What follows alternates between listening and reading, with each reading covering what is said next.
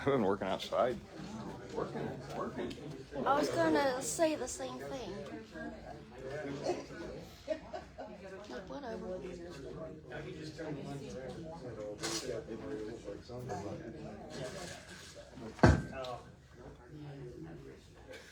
So he holds backwards. You gotta turn it on the right. Yeah, but she's still doing it. That's just what the stance is.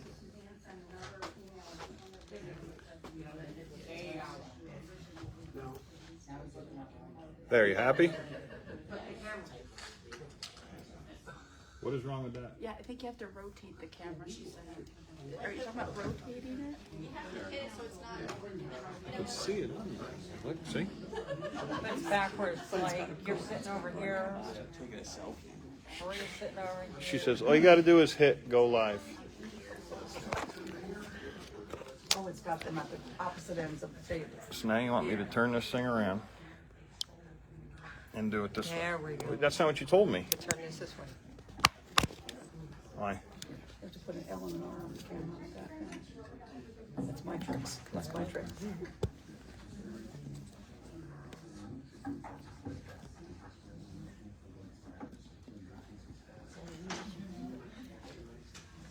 Good at it. No.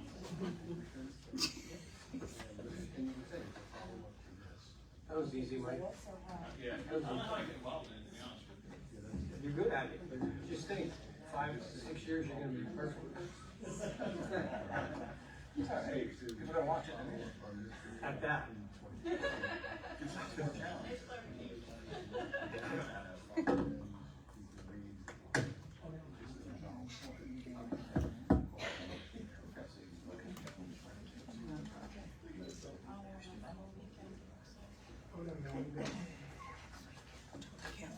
phone down.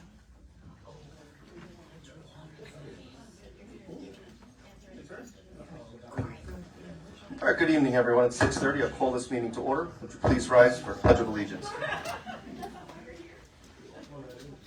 Pledge allegiance to the flag of the United States of America and to the republic for which it stands, one nation, under God, indivisible, with liberty and justice for all.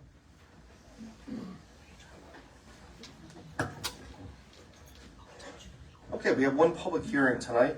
Community Development Agency Restore Round 8 application.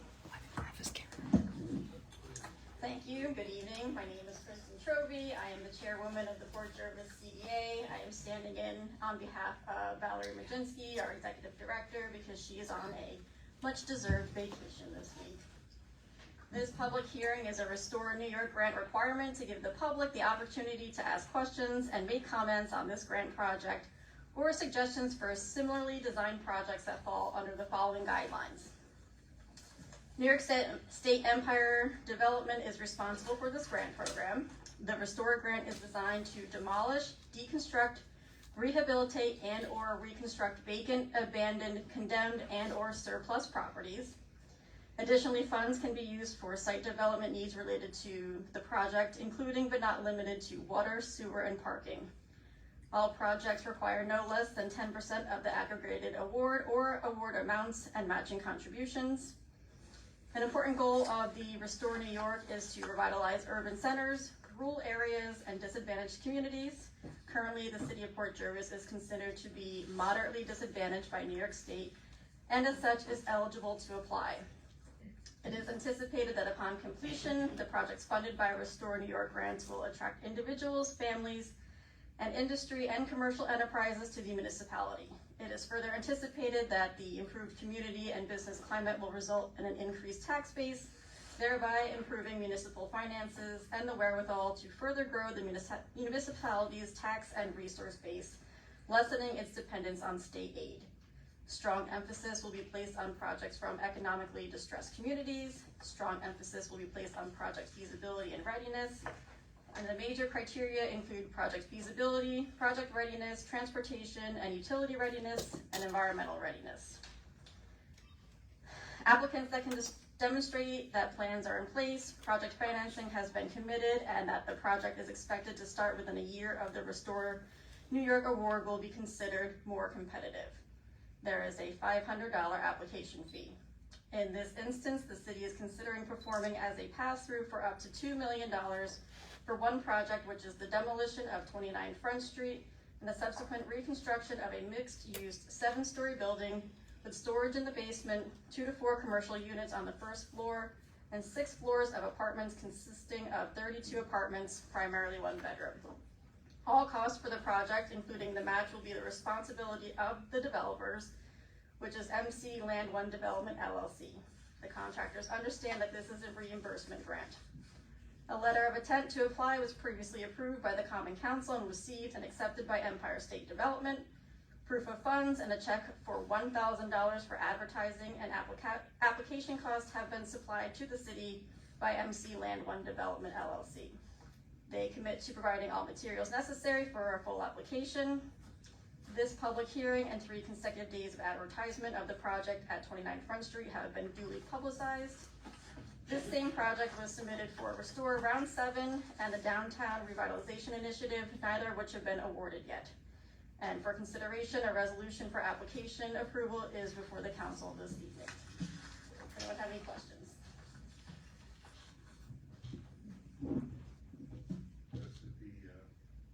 The project amount was revised today. Yes, in the resolution, the project amount was revised from 5.1 million to 6 million. But still, the city is just the pass-through for the grant. And all expenses are paid by the applicant, none are paid by the city.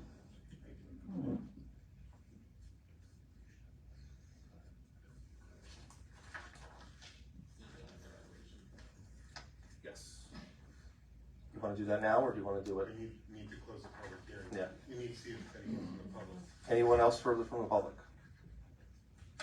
Wishing to speak? Any questions? Okay, make a motion to close the public hearing. Motion by Councilman Vigorello, second by Councilwoman Fuller. All those in favor? All those opposed? Motion carries. Let's just do roll call real quick. Lisa Vicarello, First Ward Council, present. Misty Fuller, Second Ward Council, present. Maria Mann, Second Ward Council, present. Michael Hockenberry, Councilman at Large, present. Dominic Sicalis, Mayor, present. Jeffrey Rhodes, Third Ward Council, present. Gerald Oney, Third Ward Councilman, present. Jacqueline Dennison, Fourth Ward Council, present. Stan Siegel, Fourth Ward Councilman, present. William Frank, Corporation Council, present. Okay, I'll now turn it over to Councilwoman Dennison. Well, considering what she has just said, we can go ahead and, do we make a motion? Go ahead and read the resolution. The resolution is, whereas the city of Port Jervis continually seeks grant funding to support projects deemed important to its citizens and economic development within the city, and whereas now open and due by Wednesday, May 22nd, 2024 by 3 p.m. is the New York State Empire State Development Round 8 Restore New York Communities Initiative grant application with an opportunity for the city to apply for up to $2 million to demolish and deconstruct and/or rehabilitate, reconstruct up to 2 projects, and whereas the city has preliminary approved the potential project to demolish and reconstruct 29 Front Street, Port Jervis, New York, resulting in a 7-story mixed-use building with commercial units on the first floor, 32 apartments and storage space, and a letter of intent for said project has been accepted by ESD, and whereas the punitive owner of the lands upon which the project will be constructed, MC Land One Development LLC, has supplied the necessary documents to the Common Council in conjunction with the grant application and has agreed to fully cooperate with the city with respect to the submission and completion of said application, inclusive of providing any additional documentation or information during the application process. And whereas MC Land One Development LLC has deposited and committed $2 million to this project, which is presently estimated at a total cost of $6 million. And whereas in accordance with the parameters of the grant program, the city will serve as a pass-through. The grant of funds on behalf of the private developer, and all grants costs will be paid for by MC Land One Development, with the understanding that the grant, if awarded, will be reimbursed And whereas the city is in receipt of a $1,000 deposit from MC Land One Development to cover initial city administrative expenses and grant application fees. And whereas Land One Development has agreed to complete any and all final agreements between the company and the city, including but not limited to project timeframes, benchmarks, responsibilities, and costs prior to the city's acceptance of any grant funds awarded hereunder. Now therefore, it is hereby resolved that with all conditions satisfied, the Common Council of the City of Port Jervis hereby approves the submission of a Restore Round 8 grant for the above described project by 3 p.m. on Wednesday, May 22nd, 2024, and that the mayor or his designee, Valerie Majinski, Executive Director of the Port Jervis Community Development Agency, is authorized to execute any and all documents in connection with the foregoing.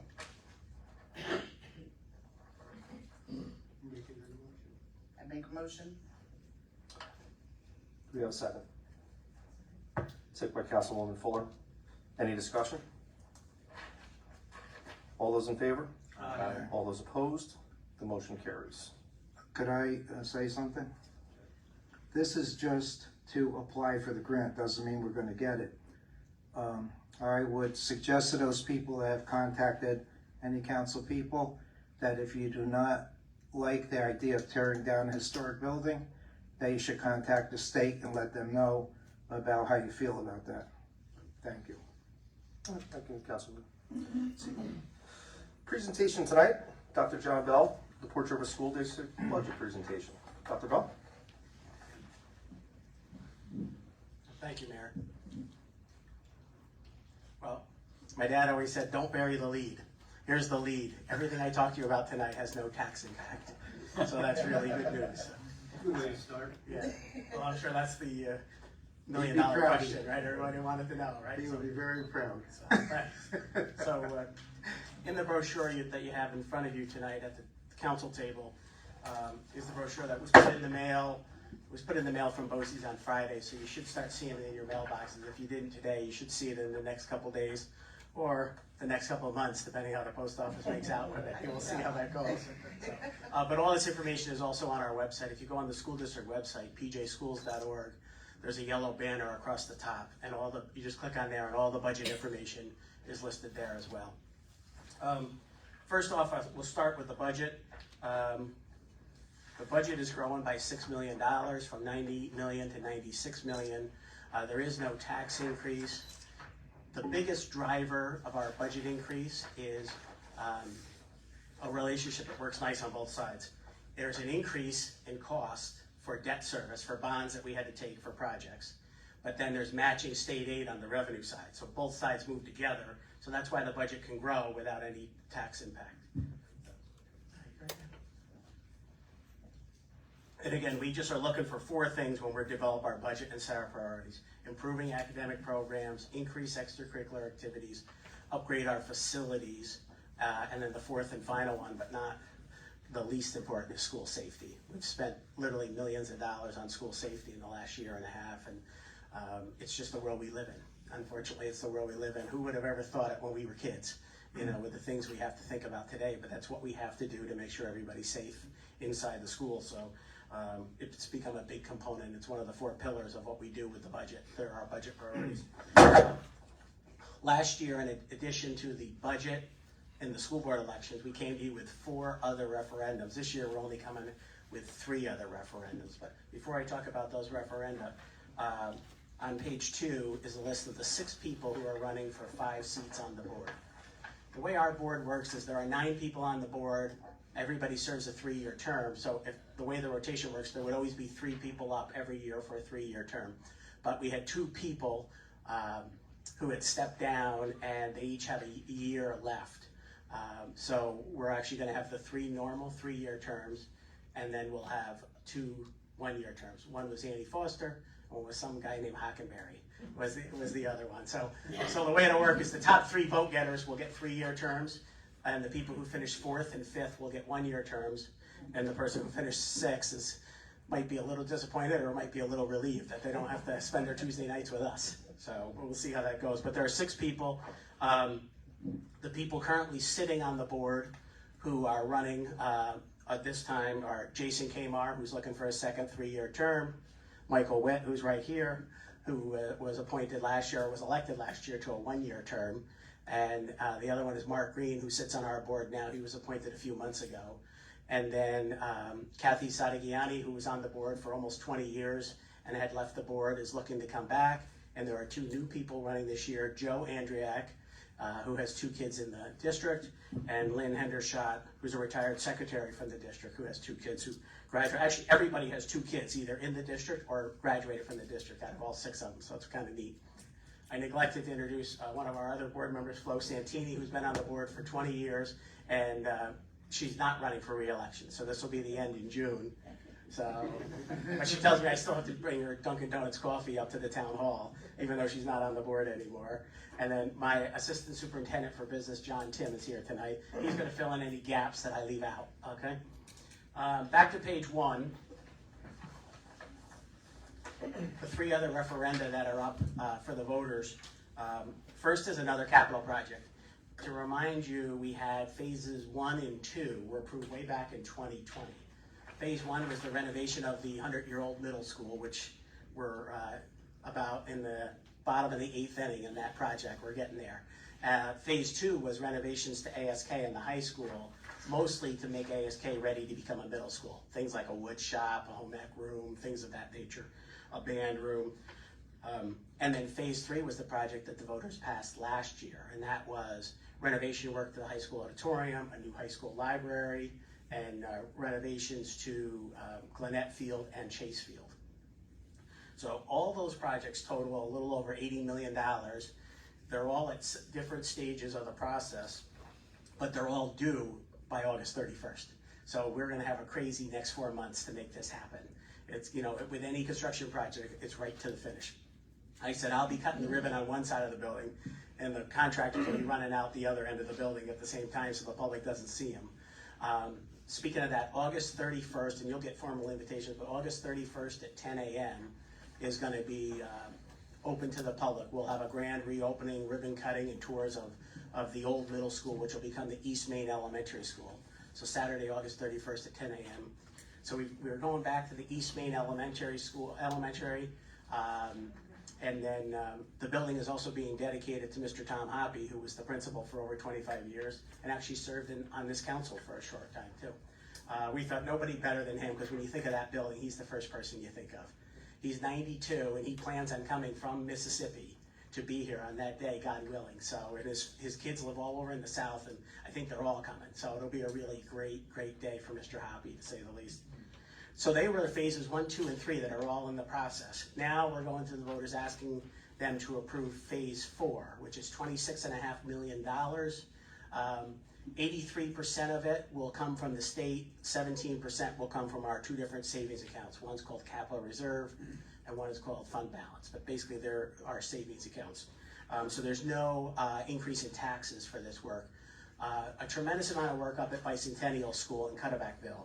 New boilers, a new roof, a whole new HVAC system. We're in the process of adding air conditioning to all our schools. The school on East Main Street, the new elementary school, does have air in it. Now this project, if approved by the voters next Tuesday, would have air at HBE, and then next year we will come back to the voters to put air at the high school, middle school, 209 campus. So that'll be the progression. We also hope that if we have enough money that we can pull this off without any tax increase, in addition to air conditioning and a new roof at the 209 campus next year, we also hope to have an 8-lane swimming pool. So we'll see how everything goes in the next 12 months from a finance standpoint. So in addition to the capital project, which we call phase 4 with no tax increase, the next thing we're asking the voters to do is to approve the creation of a new capital reserve account. About 11 years ago, we created a capital reserve account, which allowed the board to move money into that out of fund balance, which is our general savings account, into the capital reserve account to use for future capital projects, because they knew they were eventually going to have to do something with the 100-year-old middle school. So they kept putting money in that account. The way that account was created is it was a limit of up to $10 million, and it had to be used in 10 years. So we're in our final year. There's still $1.4 million in that account. So that will be applied towards the $26.5 million. So that'll zero out that account, and it'll also expire after 10 years. So we're asking the voters to approve a new 10-year, no more than 10 million capital reserve account. And I'll tell you why it's really important. I gave the story last week when I talked to the seniors up in West End. You had your regular savings account, and my mom always had a Christmas club, so my dad couldn't touch that money. It was only in her name, right? And that's what the capital reserve account's like. You take your fund balance, which is like your savings account. Capital reserve is you put money into that account, and it's specifically for that purpose. Now I'm going to tell you the reason. There's two reasons why it's important that we move money out of fund balance to capital reserve. Again, this doesn't cost anything, but this is how we play the game against Albany. The comptroller has said and has admonished us for having more than 4% of our budget. I don't know what you guys got. What do you guys have, 6 or 8? I don't know what number they recommend for you guys, but schools are only held to a 4% number. So we get letters from the comptroller every 7 years about it having more than 4%. But the big thing is the governor said during negotiations for the new state budget a few months ago that she wants to cut state aid to schools that have more than 4% in fund balance. So that's really important because we just got a significant increase in state aid this current school year. For 20 years, we had been underpaid by the state, and they finally got us up to 100% in what's called full fare foundation aid. Now they're going to try to renege on it if you have too much money in your savings. So it's important. We know we need the money for the Phase 5 capital project. If we move the money from the fund balance, which is our savings account, into our Christmas club called capital reserve, we won't get in trouble. So you're literally just taking it from one account to the other, and then we'll use it next year in Phase 5 if the voters say yes. So if anybody says, what's it all about? It's so that the governor doesn't take our money. Basically, that's the bottom line. So that's what the reserve account. And then finally, the last thing on is the sale of Thompson Street. Anytime we buy or sell property, we have to get the public's approval. So now you're sitting at your table saying, boy, I'm glad we don't have to deal with that at the council level, right? But it's true, we do have to do that. Last year, we had to get public approval to buy the building at 150 Pike Street, the old Barber Quilting building. This year, we're doing the opposite. This year, we're looking to sell 9 Thompson Street over in the acre and have that and gain $250,000. So it's a little easier to swallow than what you had to do last year when I asked you to buy a building for $1.7 million. So we're actually getting money back. So the voting is next Tuesday. It's always the 3rd Tuesday in May, statewide. Every school district in the state votes on the same day. So it's next Tuesday from 7 a.m. till 9 p.m. If you live in city limits, remember the middle school's closed, so just like last year, you have to go to the high school to vote because we don't have the option of the middle school. And then there's also the second polling place is up at Bicentennial for the people in the outer edges, like Westbrookville, Oakland Valley. If you're way up in the northern portions, even into Sullivan County as well, they voted HBE, but about 80% of the people voted the high school. So if you're in city limits, you're going to high school just like you did last year. Some people don't remember that, so we have to constantly remind them. So, JT, did I miss anything? Board members, did I miss anything? So, how about questions from the board? And then I'll ask we'll let the public next. Go ahead, Mike. You get her to vote for that pool? We're gonna put her name on it, whether she votes for it or not. I can't believe it. I asked her, do you want Flo or Florence when your name on the pool? F-L-O-W, Santini. Thank you. That was all I had. Thank you, sir. Any other questions? I have people behind me. Yeah, yeah. How about the public? Does the public have anything?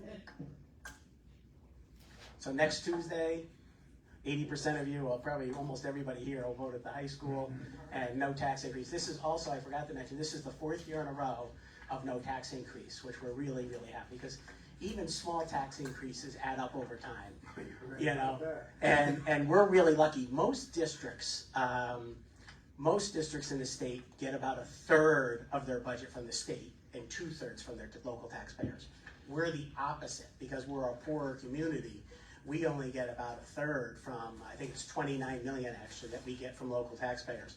And the other 2/3, almost 70% actually, comes from the state or from the federal government. So it's great because in one sense, we're not really dependent on the locals, so we don't have to ask them for money all the time as like other people do. If you're in some of the suburban districts like a Minnesink, Pine Bush, or what have you, they're getting asked all the time. But the bad part is when the state has a recession, we take it on the chin because we're so reliant on state aid. So JT and I are always talking about the next 2 and 3 budgets. How do we play defense to be prepared against a recession, against a state aid cut, so that we don't have to whack taxpayers? What are the things we will do to make it work in a recession that won't hurt taxpayers? So we live in that, okay, what if the floor drops out tomorrow? How do we fix it? Because we want to keep playing defense so that we can keep the taxes nice and steady. So, anything else? Thanks for the podcast today. Yes, That it was a great. great time. Thank you. Thanks for having me. Thank you. Thank you. Take care. Okay, public comment? Thank you. I'm back again. Join the party. Okay. Mr. Steve Butler? Tonight's Access 23. Good evening. My name is Steve Butler, and I'm here on behalf of our public access television station. I don't know if many of you folks know about it, but Port Jervis is lucky enough to have a public access TV station that not many municipalities can brag about.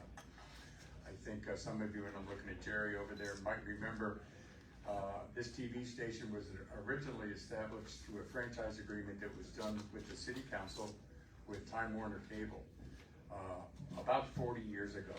So that's how old this TV station is. And I think in those 40 years, I could probably bore you all with lists of programs that we've done, from Meet the Candidate debates that we used to cover when people were running for common council. Should have gotten Superintendent Bell involved, because we also did Meet the School Board Candidates debates. We did almost every graduation. We did Fireman's Day parades. We did 2 blues concerts to benefit Catholic school here in Port Jervis. One with a Grammy Award-winning blues player, Johnny Clyde Copeland. The list probably goes on. I don't know if many of you remember Peter Osborne, who used to be the Orange County Historical Society chairperson. He and I did 3 or 4 broadcasts about the renovation of the Erie Depot down here, and what had to get done to be able to do that. We covered, I think, maybe 10 years consecutively, the Citizen of the Year Awards that used to be done through the Tri-State Gazette here in Port Jervis. That was always a fun thing to do. A number of different school board meetings, a number of different talent shows, broadcasts.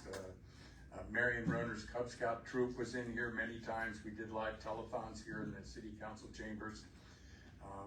I was trying to tally up the other day. I think there were probably nearly 1,000 different programs that we put on in the course of 40 years. Many of them obviously the council meetings that were done consecutively for almost 35 years without missing one. And I can remember times when I'd be running both cameras, running across the hall to the director's booth to change the shot, etc. But the point was, I think that it became, and hopefully will again become, a source of information for the people in the community. That's what I think the television station stands for. There's many things that go on in the community, many things that go on that not a whole lot of people know about. I can just sit here and listen to some of the things that are going on with new buildings, etc., being done, with Meet the Candidates debates. I should have gotten Superintendent Bell to set us up with a format to be able to do a candidate debate thing.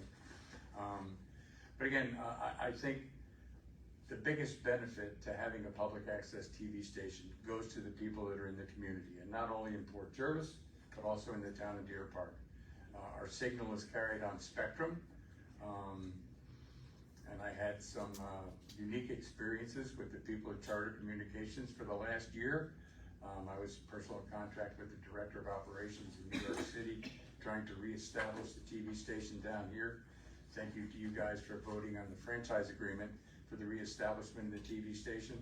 Thanks especially to Professor Siegel down there on the end, who did yeoman's duty in trying to get everything going.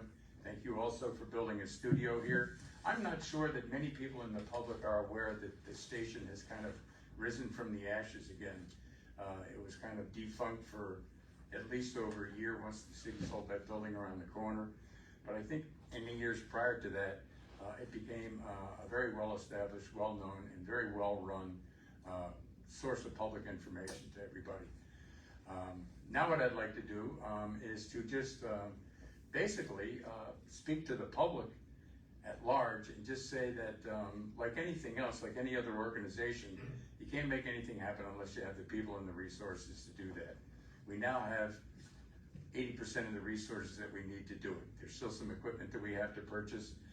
There's still some odds and ends that we have to button up, et cetera, et cetera. But I think that's well along the way, and with the money that was provided through the franchise agreement with Charter Communications, we'll be able to satisfy those equipment needs. The other side of it is the human resources that I think we really need to be able to get successful again. I kind of break it down into three different sources that we have to cover. We need people to create programming. I'm sure people have lots of ideas about things they'd like to do in the community that they could put on their public access television station to again inform the community as to certain things that are going on around town. So we need program development people. We need basically just operators. Rachel is running the camera tonight, but we need people, whether they be high school students, whether they be folks that are just looking for a way to volunteer their time to do something, people that are semi-retired maybe that would like to get involved and spend a couple of hours a week to be able to do that.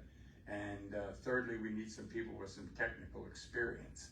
Some people knows that if you take this wire and plug it in here, it's not going to buzz and make a sound, and you know, it's not going to make the picture that the viewers are watching at home get all wavy and everything. So I encourage the public to get involved. How do they do that? They can contact me through email. My email address is brodybutler@hotmail.com, BRODYBUTLER@hotmail.com. They can also get a hold of Stan, and I'm sure his contact information is listed on the Common Council's website. But again, I think it's only going to be as good as the people that we can get to make it happen, to make it work. So I encourage the people in public to be able to do that and get involved and help us get this thing loaded again and get running. Thank you, Mr. Butler. Any questions? Thank you. Okay, thank you, sir. Thank you. Okay, now I'll entertain a motion, enter into executive session. We have two items tonight, two personnel items, one for treasurer and the other one for police department. I'll make a motion. Move to executive session. Motion by Councilman Lawrence Hockenberry, second by Councilman Vicarello. All those in favor? Aye. All those opposed? Motion carries.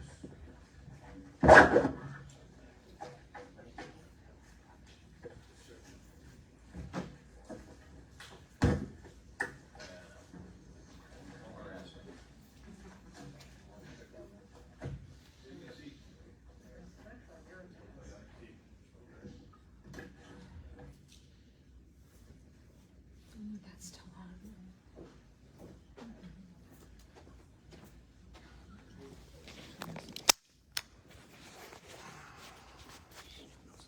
Steve,